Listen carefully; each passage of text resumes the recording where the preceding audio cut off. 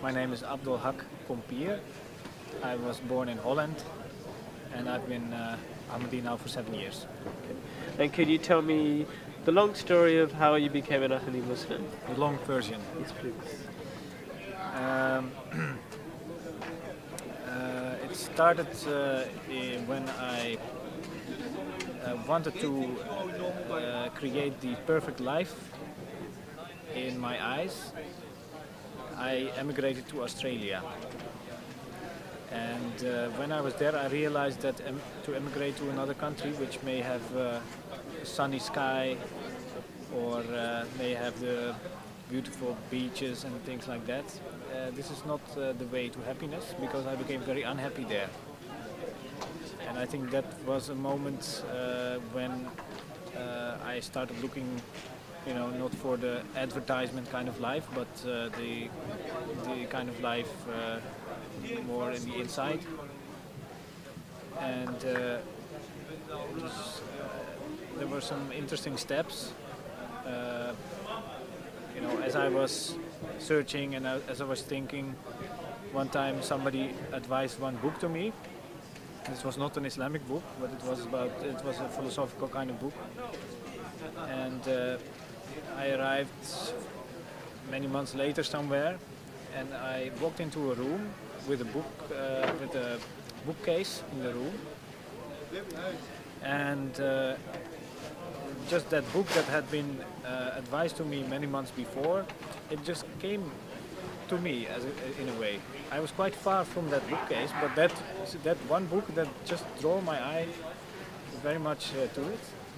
So then I asked the person who owned the book to lend it to me, and I read that book. And this book,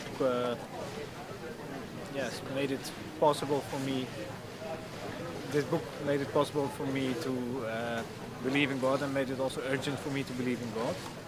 And this made me very happy. And this was actually kind of a philosophical Buddhist kind of book.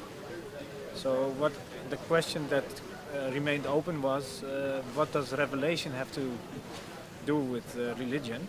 Because at that moment I could not understand revelation. And this was the moment when I met with an Ahmadi.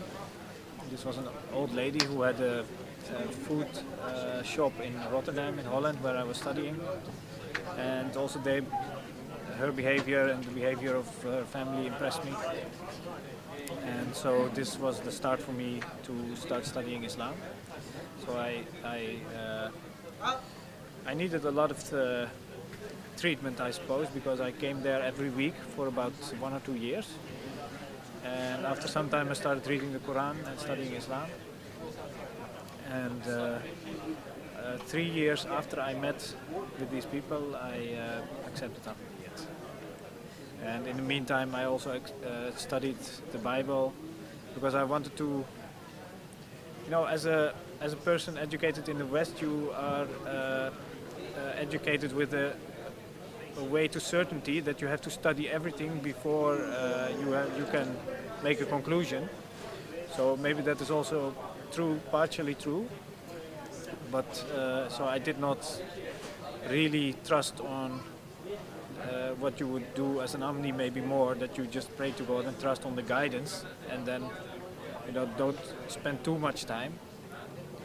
But I spent 3 years, and I studied a lot of things, and even I went to a university to study Arabic and Persian language, to be in an environment where I could talk to a lot of Muslim groups. So I could speak to some Shias and some Sunnis. Some of the Wahhabis were also there. There were also some converts to Islam there, and some ulama who came from Egypt, who were exiled from Egypt, actually. Some Orientalists who, their kind of writings, they were also there. So that was an environment where I could really say to myself that this is really an environment where I can make a conclusion.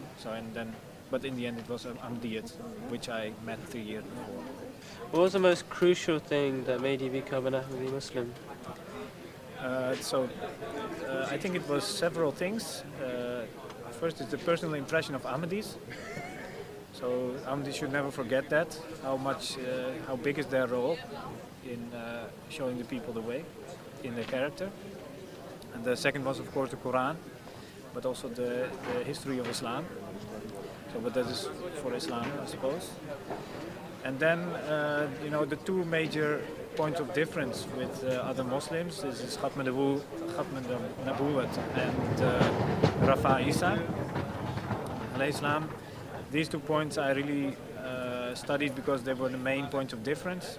And it was so clear that Ahmadiyya was right.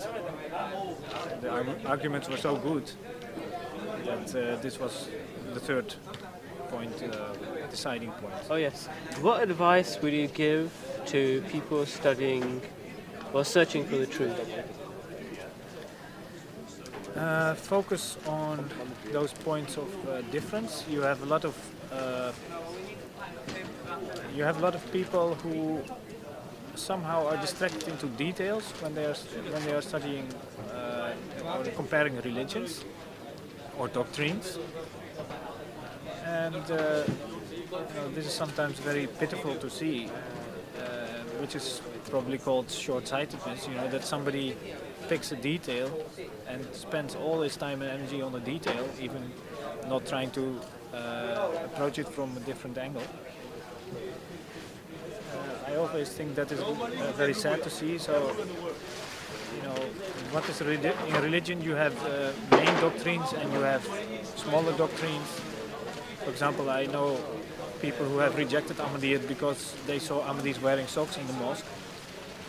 For example, such things happen, and what more? Yes, when they combine the prayers, they get terrified if you combine prayers. But then if you are on such a level, then I don't think you will ever find the truth, because you will always be stuck in your own way. And of course, you have to start from the important issues. So that is for Islam, that is unity of God. That is the first. And the second is, if you compare to Christianity, then it's very easy to compare. You have Christianity having 3 gods. So what's their argument for that? Then you have Islam having 1 God.